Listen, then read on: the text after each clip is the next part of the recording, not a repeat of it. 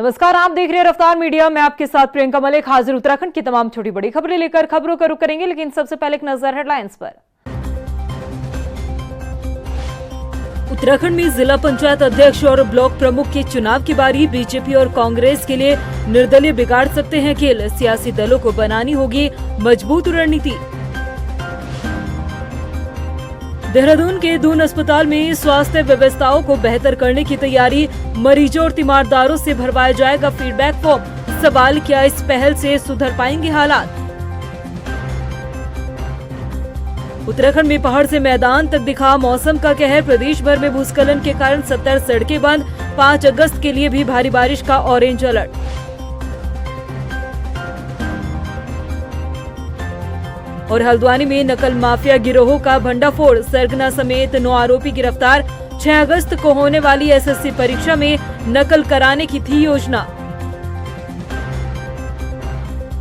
और से रुक करेंगे इस वक्त की बड़ी खबर का। बीजेपी नेता की पत्नी धोखाधड़ी का शिकार बनी है। जी हां, भाजपा नेता प्रणव सिंह चैंपियन की पत्नी के साथ लाखों रुपए की ठगी हुई है। देवयानी सिंह के साथ 47.5 लाख की ठगी हुई है। निवेश के नाम पर जाल में फंसाया गया। 3 आरोपियों के खिलाफ अब मुकदमा दर्ज हुआ है। मुकदमा दर्ज करने के बाद पुलिस अब अपनी जांच में जुट गई है। तो ये बड़ी खबर आपको बताई जा रही है। बीजेपी नेता प्रणव सिंह चैंपियन की पत्नी देवयानी सिंह के साथ 47 लाख रुपए की ठगी को अंजाम दिया गया। निवेश के नाम पर उन्हें धोखाधड़ी का शिकार बनाया गया और अब इस पूरे मामले को लेकर पुलिस ने अपनी जांच शुरू कर दी है। देवयानी सिंह की तरफ से 3 आरोपियों के खिलाफ मुकदमा दर्ज किया गया है। उत्तराखंड में पंचायत चुनाव के परिणाम आने के बाद अब जिला पंचायत अध्यक्ष और ब्लॉक प्रमुख पद के लिए बीजेपी और कांग्रेस दोनों ही प्रमुख पार्टियों ने कमर कस ली है, क्योंकि इस चुनाव में निर्दलीय किसी भी दल के लिए खेल बिगाड़ने का काम कर सकते हैं, जिसे ध्यान में रखते हुए सियासी दल मजबूत रणनीति बनाने में जुट गए हैं। रिपोर्ट देखिए। उत्तराखंड में पंचायत चुनाव में कौन मारेगा बाजी? जिला पंचायत अध्यक्ष और ब्लॉक प्रमुख के चुनाव की आई बारी। बीजेपी और कांग्रेस के लिए निर्दलीय बिगाड़ सकते हैं खेल। सियासी दलों को बनानी होगी मजबूत रणनीति। उत्तराखंड में अभी पंचायत चुनाव का दौर खत्म नहीं हुआ है। त्रिस्तरीय पंचायत चुनाव के परिणाम भले ही आ चुके हो, लेकिन अब बारी जिला पंचायत अध्यक्ष और ब्लॉक प्रमुख के चुनाव की है, जिसमें बीजेपी और कांग्रेस दोनों ही प्रमुख पार्टियां अपनी ताकत झोंकने में जुट चुकी है। बात करें सत्ता दल बीजेपी की, तो पार्टी ने जिला पंचायत अध्यक्ष और ब्लॉक प्रमुख के पदों के चुनाव पर पार्टी समर्थित प्रत्याशियों की जीत को लेकर मंथन शुरू कर दिया है, जिसके चलते चुनाव जीते निर्दलीय और बागियों का समर्थन जुटाने के लिए बीजेपी ने रणनीति बनाने का काम भी कर लिया है। वहीं बीजेपी का दावा है कि अधिकांश जगहों पर पार्टी गांव की सरकार बनाने में कामयाब होगी। देखिए, जिला पंचायत का अंतिम आरक्षण जारी हुआ है और 6 तारीख को जिला पंचायत अध्यक्षों का अंतिम आरक्षण यह जारी होगा। मुझे लगता है कि 15 अगस्त से पहले यह चुनाव संपन्न हो जाएंगे और 12 जिला पंचायत अध्यक्षों के लिए, 89 ब्लॉक प्रमुखों के लिए भारतीय जनता पार्टी और उसके कार्यकर्ता पूरे परिश्रम के साथ लगे हुए हैं। तो मुझे पूरा विश्वास है कि जो जनता ने पुष्कर सिंह धामी जी के नेतृत्व की उत्तराखंड सरकार को जो मैंडेट दिया है, उस मैंडेट के आधार पर पूरे विश्वास के साथ मैं कह सकता हूं कि हम अधिकांश स्थानों पर यह जो गांव की सरकार है, यह भारतीय जनता पार्टी बना रही है। वहीं कांग्रेस भी जिला पंचायत अध्यक्ष और ब्लॉक प्रमुख पद के चुनाव के लिए एक्टिव नजर आ रही है। कांग्रेस ने त्रिस्तरीय पंचायत चुनाव के लिए जिलों में तैनात पर्यवेक्षकों से संबंधित प्रत्याशियों की रिपोर्ट भी मांगी है।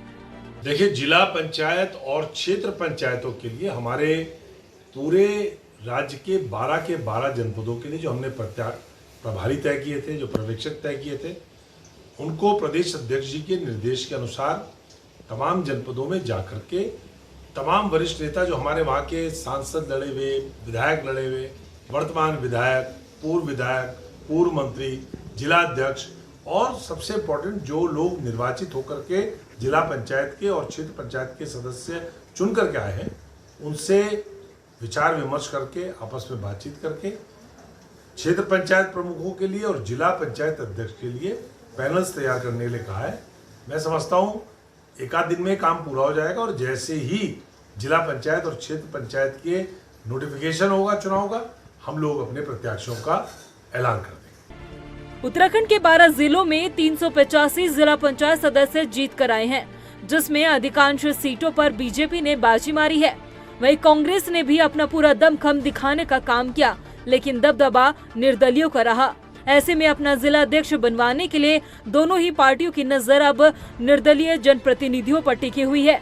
अब देखना यह होगा कि दोनों ही सियासी दलों में से कौन निर्दलियों को साधने में कामयाब रहता है। रफ्तार मीडिया के लिए देहरादून से अशोक कुमार की रिपोर्ट। वहीं नैनीताल हाईकोर्ट में 5 अगस्त को एक मतदाता के 2 जगहों की मत सूची में नाम को लेकर सुनवाई होगी।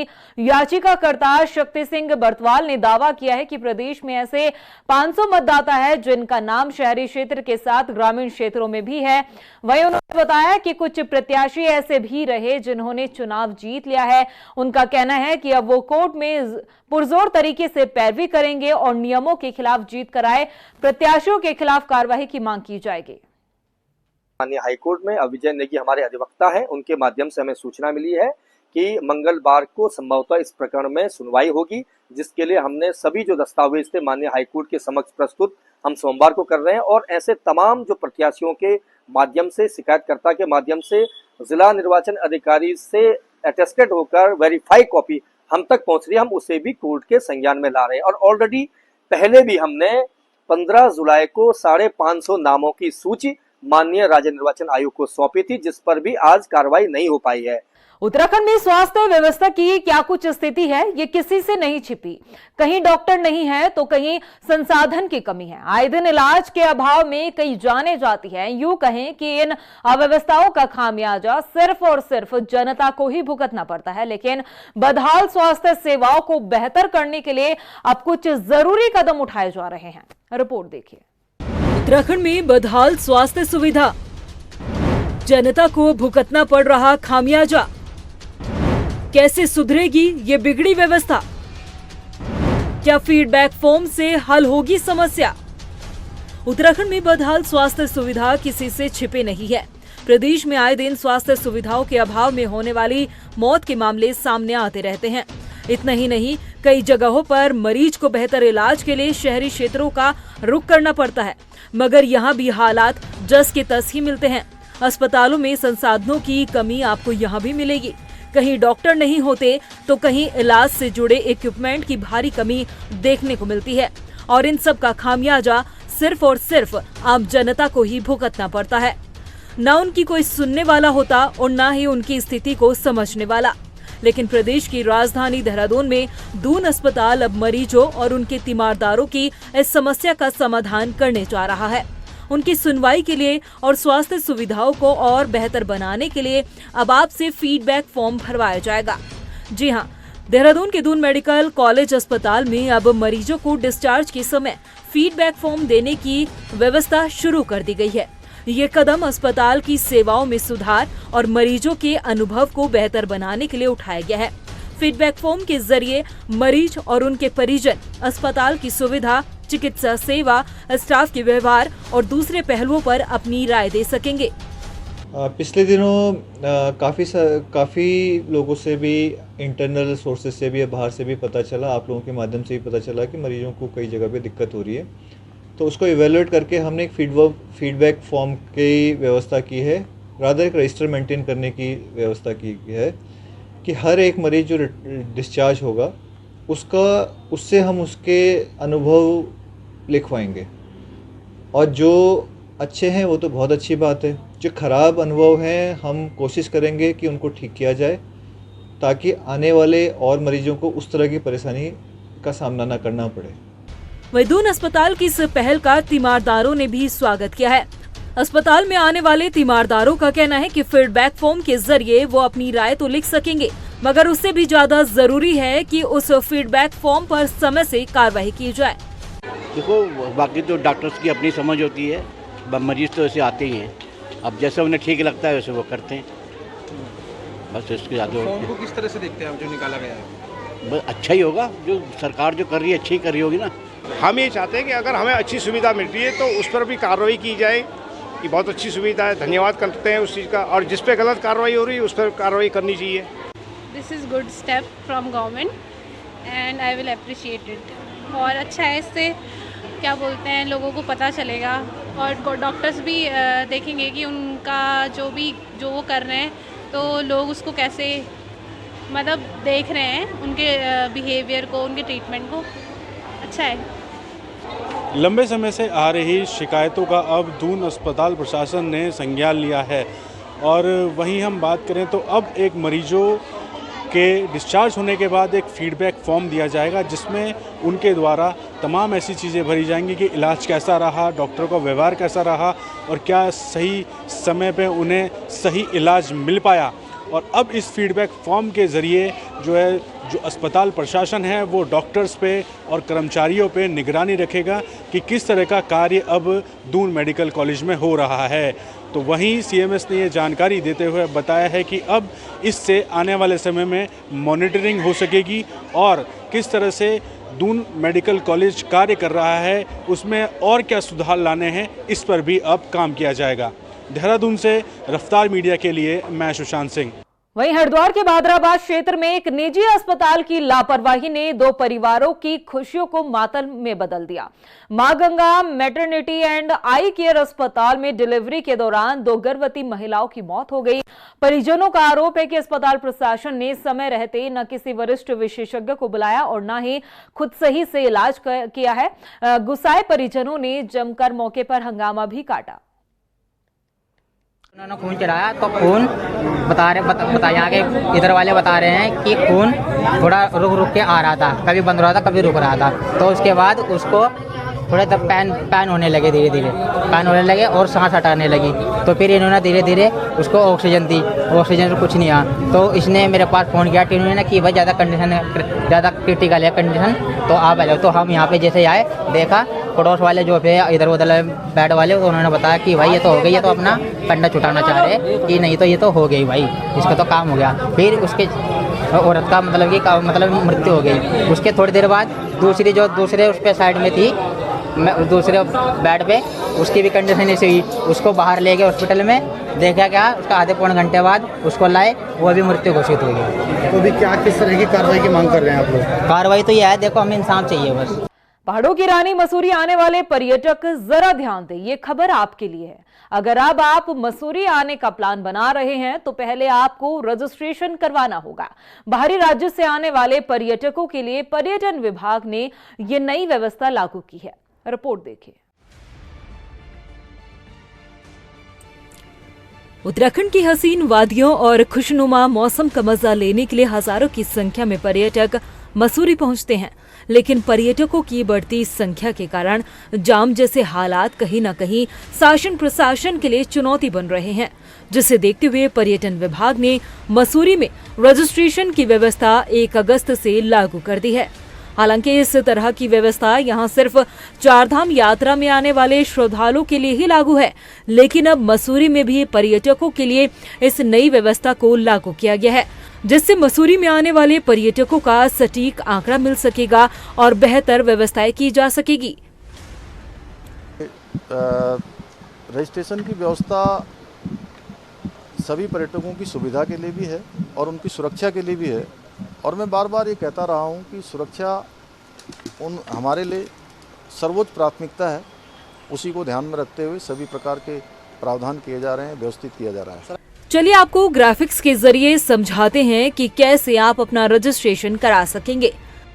मसूरी में पर्यटकों के लिए ऑनलाइन पंजीकरण अनिवार्य कर दिया गया है। उत्तराखंड पर्यटन विभाग की ऑफिशियल वेबसाइट पर आप आवेदन कर सकेंगे। वेबसाइट ओपन करने के बाद ऑनलाइन फॉर्म भरना होगा, जिसमें यात्रियों का नाम, मोबाइल नंबर, ईमेल, यात्रा की तारीख, यात्रियों की कुल संख्या, गाड़ी का नंबर भरना होगा। रजिस्ट्रेशन के बाद पर्यटक को एक QR कोड एंट्री पास मिलेगा, जिसे मसूरी के 3 मुख्य प्रवेश द्वार किमाड़ी, कैंपटी फॉल और कुठाल गेट पर दिखाकर अपना सत्यापन कराना होगा। तो पॉजिटिव वे में अगर आप लेंगे तो एक रियल टाइम जो डेटा है हम लोग कैप्चर करेंगे इसमें, और इसमें पोर्टल के माध्यम से उनको एक रजिस्ट्रेशन अपना कराना है। और ये नहीं कि वो टूरिस्ट जो मसूरी घूमने आ रहा है और जिसने अपना ऑलरेडी ऑनलाइन अपनी बुकिंग वगैरह करा रखी है, तो उसको सुविधा हम दूसरे ढंग से भी दे रहे हैं कि ये ज़रूरी नहीं है कि वो टूरिस्ट ही करे, जिसकी बुकिंग ऑलरेडी वहाँ पे हो चुकी है। हम इसको एक लिंक हम लोगों ने होटल एसोसिएशन इन लोग को भी दिया है कि जो उनके पास बुकिंग उपलब्ध है उसके आधार पर भी वो उसमें इस पोर्टल में रजिस्ट्रेशन करें। उसके दो फ़ायदे हैं। दो फ़ायदे इस सेंस में हैं कि एक तो जो टूरिस्ट आ रहा है उसको बेवजह परेशान होने की ज़रूरत नहीं है, और दूसरी चीज़ जब होटल एसोसिएशन वाले या होटल वाले इसका रजिस्ट्रेशन करेंगे, एयरबीएनबी वाले करेंगे, होम स्टे वाले करेंगे, इवन धर्मशाला वाले भी। वहीं मसूरी होटल एसोसिएशन के महासचिव अजय भार्गव ने बताया कि एनजीटी के निर्देशों के बाद सरकार ने मसूरी पहुंचने वाले पर्यटकों की सुरक्षा के लिहाज से ये बेहतर कदम उठाया है। ये जो है रजिस्ट्रेशन का जो है, इसमें सरकार ने एक तरह की व्यवस्था ये बनाई है ये कि जो भी पर्यटक किसी होटल में ठहरते हैं तो उनका ऑनलाइन जो है होटल जो है उसको जो है ऑनलाइन रजिस्टर्ड करके एक पोर्टल दिया गया है, उस पर जो है टूरिज्म विभाग ने दिया है, ये उस पर भेजा जाएगा। अब इसमें ये है कि पर्यटक तो खैर रजिस्ट्रेशन ऑनलाइन बुकिंग के माध्यम से कर सकता है कि वो ऑनलाइन बुकिंग बनाएगा। ये जहाँ तक मुझे लगता है व्यवस्था ये है कि जब टूरिस्ट होटल में आ जाता है तो उसके बाद इसको जो भी ये पोर्टल दिया गया है इस पर रजिस्टर्ड करना है, जिससे कि शायद संभवतः ये है कि शहर की कैरिंग कैपेसिटी क्या है, वहाँ पर कितना टूरिस्ट एकोमोडेट हो सकता है। क्योंकि बार बार देखने में विरोध का कारण ये रहा है कि जैसे अधिक संख्या में शासन प्रशासन को लगता है कि सुविधाओं के अभाव में पार्किंग नहीं है या और कोई अन्य व्यवस्थाएं नहीं है, तो वो लोग यहाँ पर कुठाल गेट है यहाँ से 22 किलोमीटर नीचे, वहीं पर टूरिस्ट को रोक के वापस भेज देते हैं, जबकि हकीकत ये है कि बहुत सारे होटल जो हैं वो खुले रहते हैं। राज्य सरकार ने मसूरी में पर्यटकों की सुरक्षा का हवाला देते हुए चारधाम और हेमकुंड साहिब की तरह ही आने वाले पर्यटकों का रजिस्ट्रेशन करना अनिवार्य कर दिया है। ऐसे में अब देखना ये होगा कि पंजीकरण प्रणाली से अब पर्यटकों की संख्या का सटीक मूल्यांकन और बेहतर सुविधाओं को सुनिश्चित करना कितना कारगर साबित होता है। रफ्तार मीडिया के लिए देहरादून से अशोक कुमार की रिपोर्ट। और अब बात करेंगे प्रदेश के मौसम की। उत्तराखंड के लिए मौसम विभाग ने भारी बारिश का पूर्व अनुमान जारी किया है। 5 अगस्त को भी भारी बारिश का ऑरेंज अलर्ट जारी रहेगा। मौसम वैज्ञानिक रोहित थपलियाल ने बताया कि पर्वतीय इलाकों के साथ ही मैदानी क्षेत्रों में भी भारी बारिश की संभावना है। ऐसे में सभी लोगों से सावधानी बरतने की अपील की गई। उधर बारिश के अलर्ट को देखते हुए प्रशासन भी एक्टिव मोड में नजर आ रहा है। पिछले 24 घंटों में उत्तराखंड में अधिकांश स्थानों पर हल्की से मध्यम वर्षा दर्ज की गई है, जबकि कहीं कहीं भारी से लेकर बहुत भारी वर्षा भी मिली है। आगे पूर्वानुमान की बात करें, 4 और 5 तारीख को उत्तराखंड में अधिकांश स्थानों पर हल्की से मध्यम वर्षा मिलने की संभावना है। और चेतावनी की बात करें तो 4 तारीख को देहरादून, टिहरी, पौड़ी या बागेश्वर जनपद है, यहाँ पर कुछ स्थानों पर भारी से बहुत भारी वर्षा मिल सकती है, जबकि इक्का दुक्का स्थान पर अत्यंत भारी वर्षा मिलने की भी संभावना है, जिसके लिए इन जनपदों को अभी रेड वार्निंग में रखा गया है। प्रदेश में लगातार हो रही भारी बारिश के चलते आपदा प्रबंधन विभाग अलर्ट मोड पर है। खुद मुख्यमंत्री पुष्कर सिंह धामी ने सभी जिलों के जिलाधिकारियों के साथ वर्चुअली बैठक की, जिसमें उन्होंने जरूरी दिशा निर्देश दिए। वहीं आपदा प्रबंधन सचिव विनोद कुमार सुमन की माने तो प्रदेश में लैंडस्लाइड के चलते करीब 70 से ज्यादा सड़कें बंद है। वहीं चारधाम यात्रा भी प्रभावित हुई है।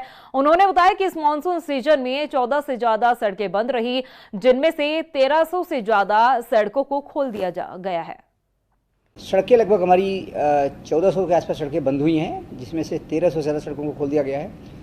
बिजली की लाइनें जितनी भी क्षतिग्रस्त हुई थी, बिजली पूरी तरह रेस्टोर कर दी गई है। पानी की लाइनें जहाँ जहाँ ख़राब थी रेस्टोर कर दी गई है। वर्तमान में ऐसा कोई मेजर कोई अव्यवस्था नहीं है, सभी चीज़ें सुचारू हैं। और चूँकि जैसे हमने कहा कि माननीय मुख्यमंत्री जी के निर्देशन में लगातार टीमें फील्ड में हैं, लगातार काम कर रही हैं। जहाँ भी कोई आपदा से कोई किसी प्रकार से नुकसान होता है, सब तत्काल हम त्वरित गति उठाते हुए कार्रवाई करते हैं। वर्तमान में स्थिति पूरी तरह से सामान्य। वहीं बाजपुर में खमरिया गांव में बाढ़ की चपेट में आने से 11 साल के मासूम बच्चे की मौत हो गई। ग्रामीणों ने बताया कि बच्चा अपने दोस्तों के साथ टाट बाबा मंदिर के पास बाढ़ देखने गया था और इसी दौरान उसका पैर फिसलने से वो पानी के तेज बहाव में बह गया है। आसपास खड़े लोगों ने कड़ी मशक्कत के बाद बच्चे को बाहर निकाला, अस्पताल पहुंचाया, जहां डॉक्टर ने उसे मृत घोषित कर दिया। हमारा तो घर का सभी सामान खराब हो गया, सारे बिस्तर, कपड़े, पहनने तक के कपड़े नहीं बचे। इसलिए तो हमारा तो सबसे ज्यादा ही नुकसान हुआ। खटिया तक की सोने तक का इंतजाम नहीं है इस टाइम हमारे पास में। वर्तमान में जो स्थिति है वो कंट्रोल में है, अभी पानी उतरा हुआ है और कल की बाढ़ के बाद अभी साफ सफाई का कार्य चल रहा है वहाँ पर। इसके अतिरिक्त चेक वितरण का कार्य भी प्रारंभ करा दिया गया है। शारदा नदी का जलस्तर बढ़ने से टनकपुर क्षेत्र के ग्रामीण इलाकों में भू कटाव शुरू हो गया है। ग्रामीणों की माने तो खेत खेड़ा गांव में 2 बीघा उपजाऊ जमीन शारदा नदी की भेंट चढ़ चुकी है। कई मकानों पर भी खतरा मंडरा रहा है। ऐसे में ग्रामीणों ने मुख्यमंत्री पुष्कर सिंह धामी से मदद की गुहार लगाई। बता दें कि ग्रामीण नदी के किनारे सुरक्षात्मक कार्य कराए जाने की मांग कर रहे हैं। इंद्र कुमार है और मैं खेत खेड़ा में रहता हूँ और ये लगातार हो रही बारिश के कारण ये अभी तक काफ़ी ज़मीन हमारी कट चुकी है और अभी तक ऐसे अगर रहा तो और आगे भी कटना स्टार्ट हो जाएगी ये जी, और पूरे गांव को खतरा है इससे। हल्द्वानी में पुलिस और एसओजी टीम ने संयुक्त कार्रवाई करते हुए एक बड़े नकल गिरोह का भंडाफोड़ करते हुए सरगना समेत 9 लोगों को गिरफ्तार किया है। एसएसपी प्रहलाद मीना ने बताया कि गिरोह आगामी 6 अगस्त को होने वाली एसएससी परीक्षा में सुनियोजित तरीके से नकल करवाने की योजना बना रहा था। उन्होंने बताया कि पुलिस ने इनके कब्जे से 2 लैपटॉप, कई मोबाइल फोन, नकदी, चेक सहित कई अन्य दस्तावेज बरामद किए। ये सभी आरोपी उत्तर प्रदेश और हरियाणा के रहने वाले हैं। पिछले हफ्ते हमें एक सूचना मिली थी कि जो एसएससी का एग्ज़ाम होने वाला है उसमें कुछ लोग हेराफेरी करने की तैयारी कर रहे हैं। इस सूचना के आधार पर जो पुलिस ने अपना सर्विलांस और जो है सीसीटीवी जो है उनको देखना शुरू किया और पुलिस को रामपुर रोड के एक होटल की सूचना मिली। उस होटल में जब रेड की गई तो कुछ संदिग्ध लोग वहाँ पकड़े गए। इन संदिग्ध लोगों के जब पूछताछ की गई और इनकी जब तलाशी ली गई तो इनके कब्जे से जो मोबाइल बरामद हुए हैं और जो लैपटॉप बरामद हुए हैं उनमें किसी एग्ज़ाम के रिगार्डिंग कुछ चैट बरामद हुई है जिसमें कुछ अभ्यर्थियों से पैसा लेना और साथ ही एग्जाम में उनकी हेल्प करने के मामले आए हैं। पचवादून के डाक पत्थर बैराज डैम के कंट्रोल रूम में मॉक ड्रिल हुई है, जिसमें स्थानीय पुलिस समेत तमाम सुरक्षा दलों ने आतंकी घटना से निपटने के लिए अभ्यास किया। उधर पुलिस क्षेत्राधिकारी भास्कर लाल शाह ने बताया कि ये सब कार्रवाई इन विभागों द्वारा की जा रही है, मॉक ड्रिल का हिस्सा है, जिसका उद्देश्य हर तरह की परिस्थितियों से निपटने के साथ ही मुश्किल हालातों में फंसे लोगों को बचाया जाना इसका उद्देश्य है। मॉक ड्रिल प्रारंभ की गई थी। ये बैराज कंट्रोल रूम से हमें हमारे चौकी इंचार्ज डाक पत्थर को सूचना मिली कि कुछ आतंकवादी द्वारा हमारे कंट्रोल रूम के कर्मचारियों को हॉस्टेज बनाया गया है। तो इस सूचना पर इनके द्वारा मुझे संबंधित थाने डेल्टा को सूचना दी गई और हमारे द्वारा तुरंत एक कंट्रोल रूम तिकोना पार्क में स्थापित किया गया। गदरपुर में पंचायत अध्यक्ष पद के संभावित दावेदारों पर गंभीर आरोप लग रहे हैं। कहा जा रहा है कि जीतकर जो सदस्य है उनको 15 से 20 लाख रुपए ऑफर किए जा रहे हैं। ऐसे में क्षेत्र की राजनीति से ताल्लुक रखने वाले लोगों ने अपनी प्रतिक्रिया दी। उनका कहना है कि लोकतंत्र के लिए ये अच्छे संकेत नहीं है। ये पुलिस यहाँ देख लीजिए, सीसीटीवी लगा, मैं इनकी इसी बातों को मैं कोई टिप्पणी नहीं करता। तो ऐसी क्या घटना हमने सामने क्यों है, वो अपनी विधानसभा की काउंटिंग के लिए आया, मैं अपनी विधानसभा की काउंटिंग के लिए आया हूँ। हम दोनों एक है, जो जीतेगा बीजेपी का है। चर्चा का विषय बनाया कि जो ब्लॉक प्रमुख को लेके अर्जुन पांडे का गुट अलग है, शिवराम का गुट नहीं। अलग है। देखिए यहाँ कोई गुट नहीं है और देखो हम किसी रिश्तेदार की बिरादरी के लिए काम नहीं कर रहे हैं। हम यहाँ भारतीय जनता पार्टी को जिताने के लिए, और सब लोग जीतेंगे तो उनको शुभकामनाएं बधाई देने के लिए। जो जीतेगा वो भी हमारा है, जो हारेगा वो भी हमारा है। तो लोकतंत्र है, छोटा चुनाव है, इसके लिए कोई ऐसी गुटबाजी नहीं, कोई पार्टीबाजी नहीं, सभी का। वहीं पौड़ी में गढ़ ज्योति सांस्कृतिक कला मंच द्वारा आयोजित कार्यक्रम उत्तराखंड लोक नृत्य कार्यशाला का समापन किया गया। आखिरी दिन बच्चों ने खूब रंगारंग कार्यक्रम प्रस्तुत किए। वहीं आयोजकों ने बताया कि संस्कृति विभाग की नाट्यशाला में बच्चों ने प्रशिक्षित कलाकारों से अपनी संस्कृति और सभ्यता के गुर सीखे हैं। ज्योति कला मंच 19 साल से जो ये एक संस्कृति को बचाने का एक बीड़ा उठा के आज भी आगे बढ़ रहा है, तो मैं तो सोचता हूँ कि क्योंकि मैं एक संरक्षक की भूमिका में यहाँ रहा हूँ और कंधे से कंधे मिला के इन लोगों के साथ में खड़ा हूँ, अपनी संस्कृति के संवर्धन और संरक्षण के लिए हमेशा तत्पर रहता हूँ। तो मैंने तो एक ही चीज़ नोट करी कि बच्चे इस जो कार्यशाला है इसका साल भर इंतज़ार करते हैं, इसका इतना ज़्यादा क्रेज है। और सबसे बड़ी बात कि जो उनके गार्जियन हैं, जो पेरेंट्स हैं, वो बहुत ज़्यादा उनको सपोर्ट करते हैं और उस मंच तक लाने में उनका बड़ा हाथ होता है। प्रदेश की खबरों में इतना ही, फिर हाजिर होंगे कुछ और खास खबरों के साथ। तब तक के लिए मुझे दे इजाजत, लेकिन जाने से पहले एक नजर हेडलाइंस पर। नमस्कार। उत्तराखंड में जिला पंचायत अध्यक्ष और ब्लॉक प्रमुख के चुनाव की बारी। बीजेपी और कांग्रेस के लिए निर्दलीय बिगाड़ सकते हैं खेल, सियासी दलों को बनानी होगी मजबूत रणनीति।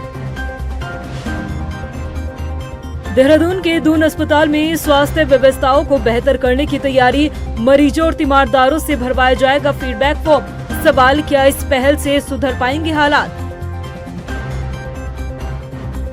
उत्तराखंड में पहाड़ से मैदान तक दिखा मौसम का कहर। प्रदेश भर में भूस्खलन के कारण 70 सड़कें बंद। 5 अगस्त के लिए भी भारी बारिश का ऑरेंज अलर्ट।